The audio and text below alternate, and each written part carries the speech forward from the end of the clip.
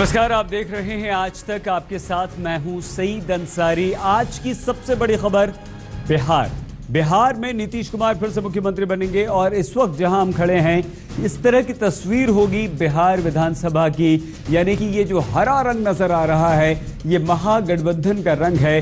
JDU plus JDU, RJD और कांग्रेस, इन तीनों ने मिलकर कमाल किया है। तो इंडिया 360 में हम बिहार चुनाव से जुड़ी सभी खबरों के साथ हाजिर हैं। बीजेपी और उसके सहयोगी बिहार का चुनाव हार चुके हैं। प्रधानमंत्री मोदी की 30 रैलियों का असर नहीं दिखा है। देखिए आगे अगर थोड़ा सा बढ़े हम तो जेडीयू प्लस यानी कि जबरदस्त जीत, लेकिन एनडीए बीजेपी प्लस सिर्फ 58 सीटों पर सिमट गया है। और ये जो सिर्फ इतने लोग होंगे 58 बिहार विधानसभा में विधायक होंगे जो एनडीए के होंगे, बीजेपी प्लस के होंगे, बीजेपी के साथी होंगे जिसमें रामविलास पासवान और मांझी होंगे। मांझी सिर्फ एक सीट अपनी सीट जीत पाए हैं बस, और उसके अलावा कुछ भी नहीं। तो नीतीश कुमार एक बार फिर से बिहार के मुख्यमंत्री बनेंगे और इसके साथ ही लालू यादव की पार्टी सबसे बड़ी पार्टी के रूप में उभरी है। लालू और नीतीश की जोड़ी ने कमाल कर दिया।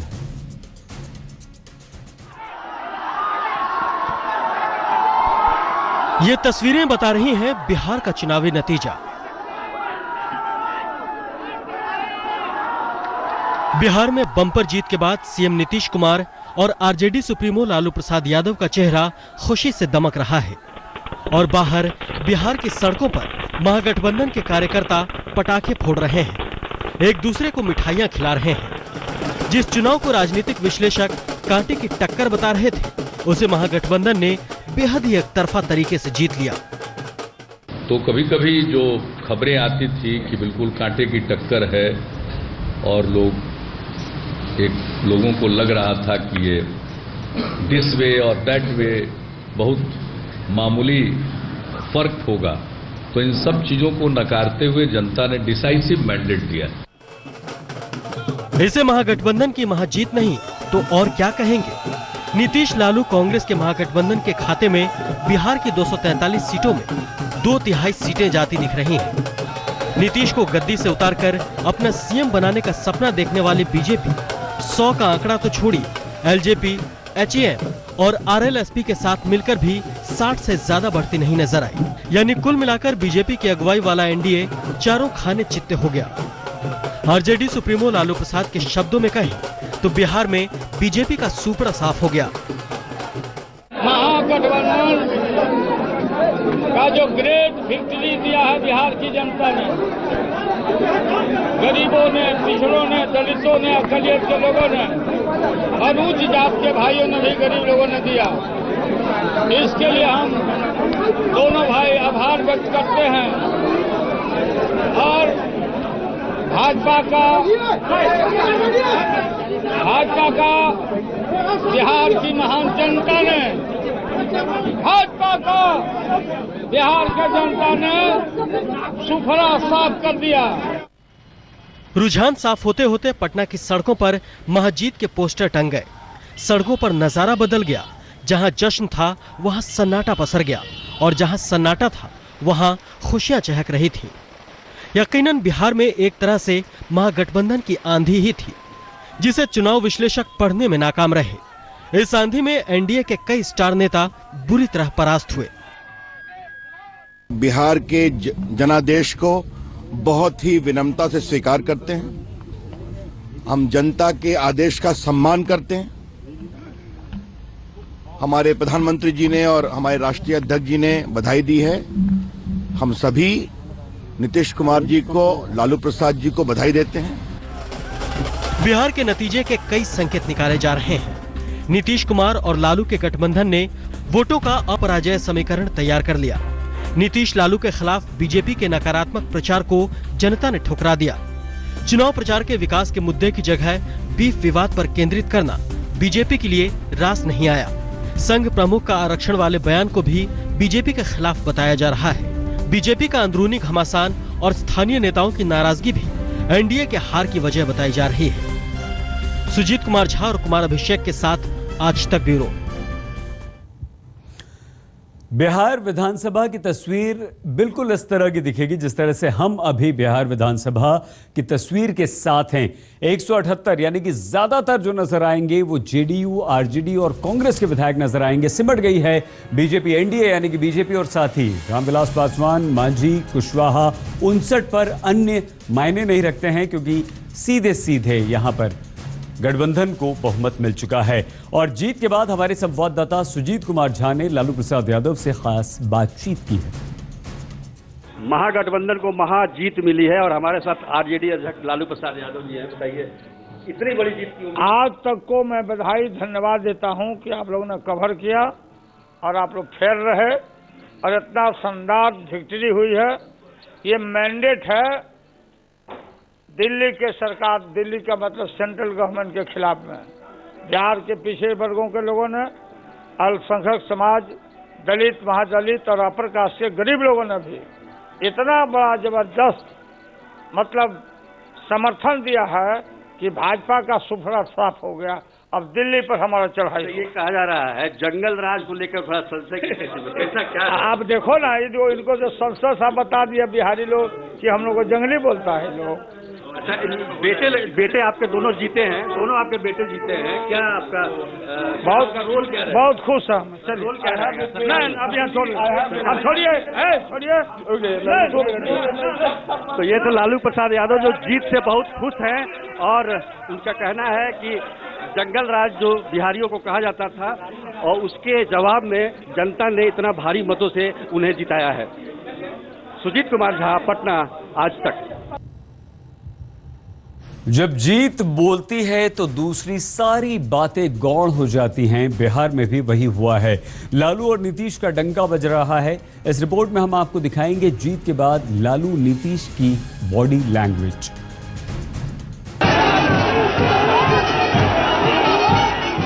बिहार में महागठबंधन को महाबहुमत तय होने के बाद समर्थकों के हुजूम के साथ नीतीश लालू के घर पहुंचे थे।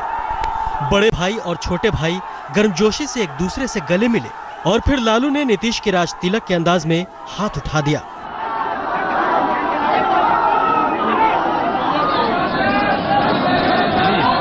थोड़ी देर बाद ही नीतीश के आवास पर महागठबंधन के नेता मीडिया से मुखातिब थे। हमेशा की तरह नीतीश अपने संयत अंदाज में नजर आए, जबकि लालू आक्रामक तरीके से पीएम नरेंद्र मोदी पर हमला बोल रहे थे। यहाँ कोई झंझट नहीं है। असली झंझट हम करने वाले हैं दिल्ली के गद्दी पर। 10 दिन के बाद हम बनारस जाएंगे लालटेन लेके, छठ के बाद लालटेन लेके बनारस जाएंगे। ये क्या क्या वादा किया था? चुनाव है। लालू से पहले नीतीश कुमार बोले, इशारों में पीएम मोदी पर निशाना साधा, लेकिन बिहार के विकास में केंद्र के सहयोग की उम्मीद भी जाहिर कर दी। तो बिहार के संदर्भ में तो हम आपको यही कह सकते हैं, हम लोग सब बैठे हैं कि हम लोग तो विपक्ष का सम्मान करेंगे। तो स्वाभाविक है कि बिहार के जो नतीजे आए हैं उसका एक राष्ट्रीय परिप्रेक्ष्य में भी मतलब है। चुनाव के दौरान चाहे जो कुछ भी हुआ हो, लेकिन अब जनता का मैंडेट आ गया, महागठबंधन की सरकार बनेगी तो केंद्र का सहयोग मिलना चाहिए। ये परिणाम है। नीतीश ने यह एहसास कराने में भी देर नहीं की कि उनके लिए जनादेश का क्या मतलब है। बगैर जंगल राज का नाम लिए उन्होंने उन आशंकाओं को भी खारिज कर दिया। हम लोगों के मन में कोई बिहार के संदर्भ में किसी भी प्रकार का किसी के प्रति कोई दुर्भावना नहीं रहेगी। चुनाव के दौरान चाहे जो कुछ भी हुआ हो, बिहार भी यही उम्मीद कर रहा है कि जिस भरोसे से जनता ने नीतीश की सत्ता पर मुहर लगाई है, वो भरोसा कायम रहे। कुमार अभिषेक के साथ सुजीत कुमार झा, पटना, आज तक। ये कहा जा रहा था कि ये चुनाव नरेंद्र मोदी की साख का चुनाव है। ये चुनाव आने वाले दो बहुत महत्वपूर्ण चुनाव, बंगाल और उत्तर प्रदेश, और साथ ही साथ असम की भी किस्मत को तय करेंगे। वहां पर भी किस तरह की स्थिति होगी ये तय करेंगे। लेकिन अभी 178 यानी कि महागठबंधन, जिसमें जेडीयू, लालू प्रसाद यादव और कांग्रेस 80 सीटें लेकर लालू प्रसाद यादव की आरजेडी सबसे बड़े दल के रूप में उभरी है और 71 सीटों के साथ जेडीयू दूसरे नंबर पर, तीसरे नंबर पर सिमट गई है बीजेपी। कांग्रेस को 27 सीटें, जबकि पिछली बार कांग्रेस के पास सिर्फ 4 सीटें थी, यानी कि जबरदस्त फायदा तीनों को यहां पर हुआ है। और 59 पर सिमट गया है एनडीए, जिसमें रामविलास पासवान 3 सीटें पिछली बार भी थी, मांझी 2 सीटों पर लड़े थे, एक हार गए हैं, 1 सीट उनकी है।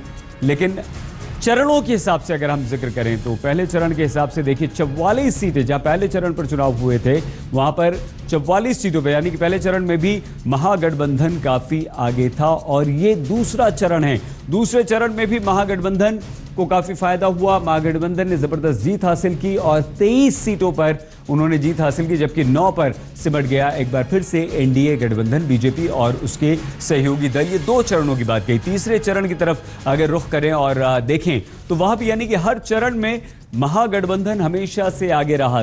36 सीटें तीसरे चरण के चुनाव के बाद जिन जिन सीटों पर हुआ वहां पर महागठबंधन के खाते में गई है। चौथे चरण में क्या स्थिति उभर कर आती है, यहां भी फासला 21 पर बीजेपी प्लस यानी कि एनडीए और 30 पर महागठबंधन, जबकि 4 अन्य के खाते में गए हैं।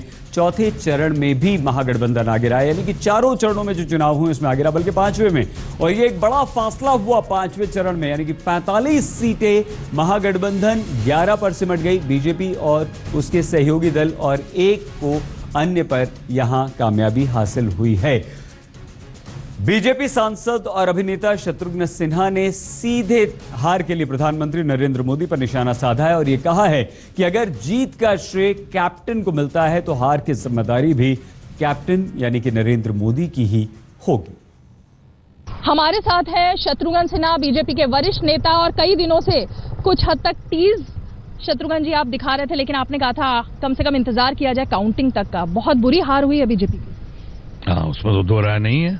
हमारी अच्छी कोशिश के बावजूद और हमारे लोगों की भरपूर कोशिश के बावजूद कुछ कारण हैं जिसकी वजह से हम अपेक्षा पे खरा नहीं उतर सके, और अपेक्षा पे खरा नहीं उतर सके और साथ ही साथ इतनी इस तरह से डिफीट की तो हमें भी आशा नहीं थी। शत्रुघ्न जी, जीत का तमगा तो जिसको भी मिलता वो भी पता है, तो अब जो हार हुई है उसकी जिम्मेवारी कहाँ जाएगी? जिम्मेदारी ठीक है, आरके सिंह साहब ने कहा, सही कहा है। अब जिम्मेदारी फिक्स करनी चाहिए कि इतना खर्चा, इतने लोगों का जमावड़ा, देश के शायद सारे मंत्री वहां उतार दिया गया, सारे नेताओं को उतार दिया गया, सिर्फ मुझे छोड़ के जो उतरना चाहता था, डेट्स लेकर भी उन्होंने हमारे को ब्लॉक कर दिया। न हम तो डूबे हैं सनम, तुझे भी ले डूबेंगे के तहत नहीं बुलाया मुझे। तो इसलिए मैं कहता हूं कि ये एक्शन वगैरह की बातें करना, ये नादानी वाली बातें, और करना तो करे, मैं क्या कर सकता हूँ। शत्रुघ्न जी, विकास पुरुष नीतीश कुमार को बोला गया, आपको लगता है ये उनकी जीत है या नरेंद्र मोदी ने जो जुमलों का इस्तेमाल किया, इतनी अपार रैलियां की, ये उसकी हार है? नहीं, देखिए, हम लोग को, तमाम लोगों को मिलकर, हालांकि मैं डायरेक्टली तो इस पर इन्वॉल्व नहीं रहा हूं, बिल्कुल नहीं रहा हूं, मुझे इन्वॉल्व किया ही नहीं गया। हालांकि बहुत लोग चाहते थे कि मैं मासेस से जीता हुआ आदमी हूं, मेरे भी तो लाखों प्रशंसक होंगे, मेरे भी तो लाखों समर्थक होंगे यहाँ पे, आपने उनको भी दुख पहुंचाया है। और नेगेटिव बातें करके, नेगेटिव जंगल राज की बात करें तो हमने कहा जंगल राज आप कहने, पहले तो कई वोटर्स को पता ही नहीं जंगल राज, तथाकथित जंगल राज कब था, क्या हुआ था, नए वोटर्स हैं। और ऊपर से जंगल राज के बहुत सारे लोग हिमायती भी रहे हैं, समर्थक भी रहे हैं, प्रशंसक भी रहे हैं, लाभान्वित भी हुए हैं। तो आप जंगल राज कह के उन तमाम लोगों को कहीं जंगली तो नहीं कह रहे थे आप, जो उनके समर्थक, उनके हिमायती, उनके प्रशंसक रह जाए, उनसे लाभान्वित हुए, उनको आप जंगल राज ये बताना कि आप जंगल राज के भागीदार हो, तो जिम्मेदार हो, ऐसा तो कह के आप ये नेगेटिव पॉलिटिक्स जो हमें लगा कि ऐसा हमने कोशिश की, अगर हमने दाल की महंगाई पे रोशनी डालने की कोशिश की तो पार्टी हित में की हमने, कि अभी भी चुनाव है, कुछ करें हम लोग ताकि ये मामला, क्योंकि हम एक बार प्याज के आंसू रो चुके हैं, तो सारी बातें तो हमने पार्टी के हित में की। अब आपने कहा कि जब हार के लिए हम सब जिम्मेदार हैं, हम, ये तो पुरानी कहावत है, ताली कप्तान को तो गाली भी कप्तान को। अगर ताली मिलेगी कप्तान को तो क्रिटिसिज्म कौन लेगा? क्रिटिसिज्म भी तो कप्तान को लेना पड़ेगा। जिन जिन लोगों के हाथों में बागडोर रहा इस बार बिहार का, और बिहार में शुरू से कह रहा था एसिड टेस्ट है बिहार जो है इस बार, ये सही मानों में एक मिनी से भी बड़ा नेशनल इलेक्शन था ये।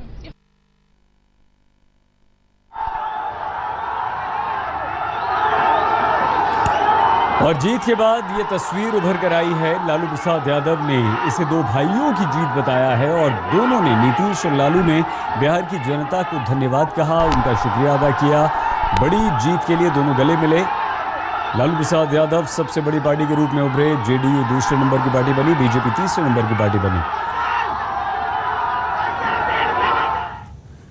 तो बिहार में बीजेपी की हार की एक बहुत बड़ी वजह पार्टी की आक्रामक बयानबाजी को बताया जा रहा है। तो हम आपको इस वक्त सुनाते हैं बिहार के चुनाव प्रचार के दौरान प्रधानमंत्री नरेंद्र मोदी के भाषणों के कुछ अंश, जिन्हें लेकर महागठबंधन ने प्रधानमंत्री मोदी पर निशाना साधा था। इस देश के किसी भी राजनीतिक दल से आरक्षण के संबंध में हमारा कोई मतभेद नहीं है। झूठ फैलाया जा रहा है। मैं तो कभी कभी सोचता हूं, अगर बाबा साहब आंबेडकर न होते तो नरेंद्र मोदी कहां होता। एक अति पिछड़ी मां के कोख से पैदा हुआ, गरीबी में जिंदगी गुजारने वाला, चाय बेच बेच करके बड़ा हुआ एक लड़का आज यहां कैसे पहुंचा। गलती से भी अगर भारतीय जनता पार्टी बिहार में हार गई तो जय पराजय तो बिहार में होगी, पटाखे पाकिस्तान में जाकर चलेंगे।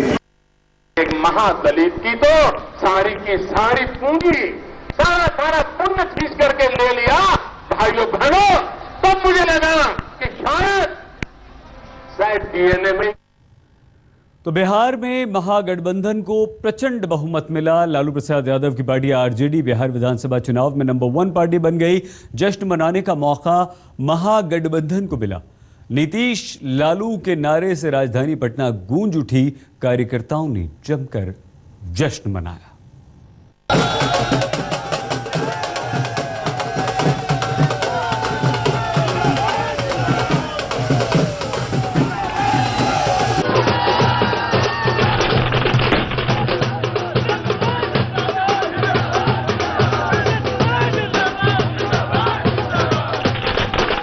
जैसे जैसे महागठबंधन की झोली भरती गई, जश्न भी बढ़ता गया। नीतीश का घर हो या फिर लालू यादव का निवास, दरवाजे पर पार्टी कार्यकर्ता झूमने लगे। जिंदाबाद के नारों से फिजा गूंज उठी। महागठबंधन की जीत रंगों में खिल गई। जीत पटाखों की चिंगारी में दिख गई। इस जीत में होली और दिवाली एक साथ मनाई गई। पटना से लेकर दिल्ली तक हर तरफ एक ही नजारा था।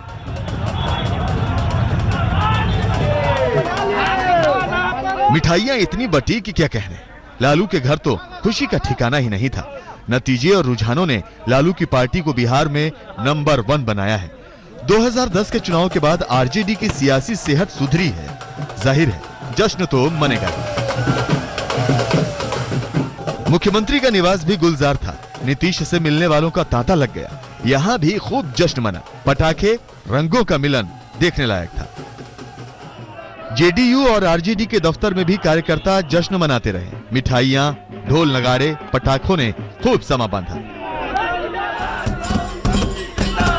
महागठबंधन की जीत पर जश्न कांग्रेस भी मना रही है। जी हां, बिहार से लेकर दिल्ली तक पटाखे कांग्रेस भी फोड़ रही है। बीजेपी के सहयोगियों की रफ्तार भले ही सुस्त पड़ी हो, लेकिन महागठबंधन में कांग्रेस भी जबरदस्त भागीदार बनी है। राहुल गांधी कांग्रेस का चेहरा थे, हालांकि नीतीश कुमार महागठबंधन का चेहरा थे, लालू यादव बड़ी ताकत थे, लेकिन कांग्रेस पार्टी के बाहर ये पटाखे बता रहे हैं कि अब उसको लगता है मोदी की हार नहीं, उसकी जीत है। बिहार के बख्तियारपुर में भी महागठबंधन की जीत का जश्न मनाया गया। नीतीश के पुश्तैनी घर के बाहर लोगों ने जमकर आतिशबाजी की। यहाँ भी होली और दिवाली एक साथ मनाई गई। ये हमारा विकास पुरुष का जीत है, नीतीश कुमार और महागठबंधन का जीत है। नतीजे सार्वजनिक हुए तो पटना की सड़कों पर लगे पोस्टरों को बदलने में वक्त नहीं लगा। अब हर जगह महागठबंधन का विजय घोष दिखने लगा। लिखा है, हाँ भैया बिहार में बहार है, मिस्टर कुमार फिर एक बार है। मोदी को मात देकर महागठबंधन का आत्मविश्वास आसमान पर पहुंच चुका है। बिहार में नीतीश और लालू की जोड़ी जम गई है तो कांग्रेस ने अपनी वापसी जता दी है। कुमार विक्रांत, सुजीत झा के साथ कुमार अभिषेक, पटना, आज तक। बिहार में महागठबंधन की जीत के पीछे नीतीश का कामकाज, लालू का जातीय गणित, ये योगदान रहा दोनों का। प्रशांत किशोर के चुनावी प्रबंधन को भी कम श्रेय नहीं दिया जा सकता। लोकसभा चुनाव में नरेंद्र मोदी का चुनाव प्रचार संभालने वाले प्रशांत किशोर महागठबंधन के पाले में आए और उनकी पैनी रणनीति ने बीजेपी को धराशायी कर दिया।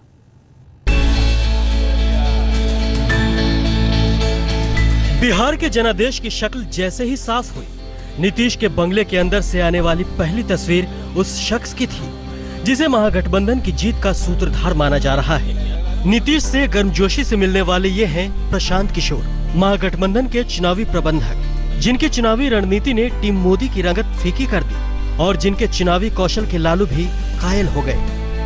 हमें यहाँ प्रशांत किशोर जी हैं, रणनीतिकार हैं, उनको टेलीफोन किया कि भाई क्या हो रहा है, क्या आप मैंने देख रहे हैं। नीतीश और लालू चुनावी मैदान में मोर्चा लेते रहे तो प्रशांत किशोर पटना के 7 सर्कुलर रोड से चुनावी चक्रव्यूह तैयार कर बीजेपी की घेराबंदी करते रहे। ब्रेकफास्ट विद सीएम, चौपाल पर चर्चा, पर्चे पर चर्चा, हर घर दस्तक, कॉमिक्स मुन्ना से नीतीश, ये तमाम कार्यक्रम प्रशांत किशोर की रणनीति के ही नतीजा रहे।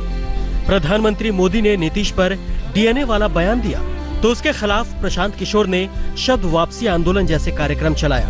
डीएनए को बिहार की प्रतिष्ठा से जोड़ देना प्रशांत किशोर की दिमागी उपज का ही कमाल माना जा रहा है। एक महादलित की तो सारी की सारी पूंजी, सारा पुण्य खींच करके ले लिया भाइयों बहनों। तब मुझे लगा कि शायद डीएनए में ही कोई गड़बड़ है। हमारा डीएनए वही है जो बिहार के लोगों का डीएनए, हमारा डीएनए अलग नहीं है। प्रशांत किशोर की रणनीति लीक से हटकर रही। अखबारों को विज्ञापन देने की पुरानी परिपाटी की बजाय प्रशांत किशोर ने रेडियो पर विज्ञापन देने का प्रयोग किया। लालू नीतीश की साझा रैली की बजाय अलग अलग कार्यक्रम रखे गए। चुनाव प्रचार में नई शब्दावली और नए रंगों का प्रयोग हुआ और ये सब कामयाब होता गया। बीजेपी अब वाकई अफसोस कर रही होगी कि मोदी के प्रचार की कमान संभालने वाले प्रशांत किशोर को छोड़कर उसने गलती तो नहीं की। आज तक ब्यूरो।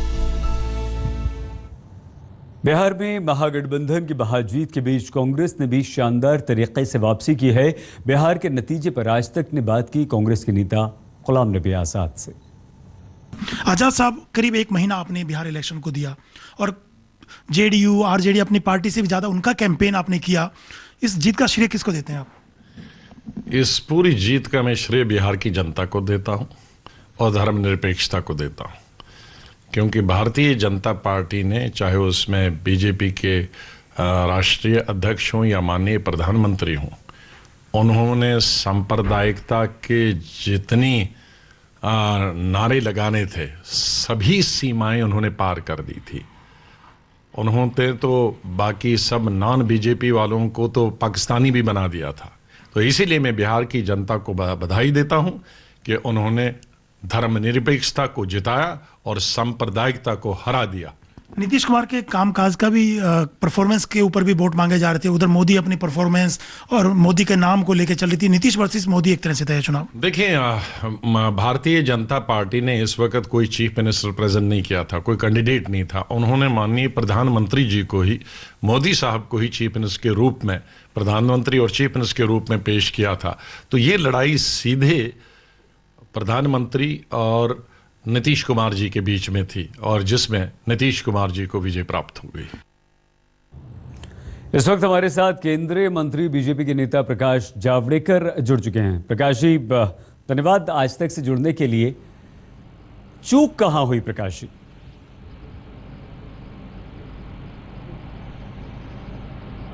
चूक नहीं हुई। समझ लेना चाहिए कि हर चुनाव अलग होता है। लोकसभा में जेडीयू आरजेडी कांग्रेस अलग अलग लड़े थे। हम रामविलास जी और कुशवाहा एक साथ लड़े थे। हमारे में केवल मांझी एकजुट गए, लेकिन वो तीनों इकट्ठा आ गए जो एक दूसरे के खिलाफ थे। तो उनका इकट्ठा आने का एक पॉलिटिकल अलायंस बनता है। उसका गणित, तीनों के वोट अगर इकट्ठा करते हो तो वो थोड़े कम हुए, फिर भी हम 36% पे रह गए, वो 45% से आगे हो गए।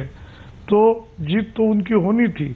तो ये पॉलिटिकल अरिथमेटिक का करिश्मा है, ये हमें समझना चाहिए। आप प्रकाश जी जावड़ेकर साहब, आपको नहीं लगता कि आप अच्छे ढंग से सही तरीके से विकास के अपने मुद्दे को नहीं रख पाए और उससे भटक गए, कहीं ना कहीं उसमें दूसरी चीजें ज्यादा आ गई जिसका नुकसान हुआ?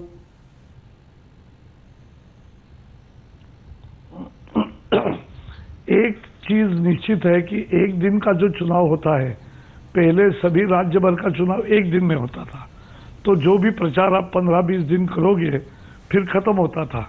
अब ये 5 चरण में जब चुनाव होता है, 35 दिन चलता है, तो आपकी इच्छा न होते हुए भी प्रधानमंत्री जी हमेशा कहते हैं कि हमें हमारे विकास के एजेंडे से जरा भी दूसरी ओर नहीं जाना चाहिए, लेकिन मीडिया को भी रोज विकास की बात रास नहीं आती, तो उनको भी चमचमित कुछ मिलता है और उसी पे रिएक्शन आना शुरू होता है और फिर एक न चाहते हुए भी एक डाइग्रेशन आता है।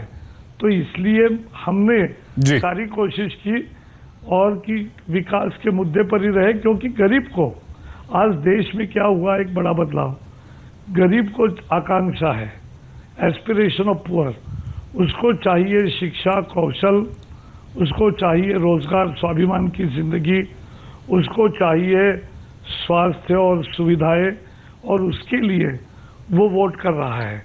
जावड़ेकर जी, आज बीजेपी और मोदी जी के कारण सभी पार्टियों को विकास की बात करनी पड़ती है, लेकिन लास्ट वाक्य, लालू जी आप भले उनको कहो कि वो सेक्युलर है, लेकिन उन्होंने पूरा सांप्रदायिक आधार पर।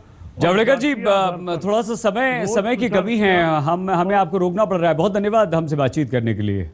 बने रहिए हमारे साथ, देखते रहिए आज तक।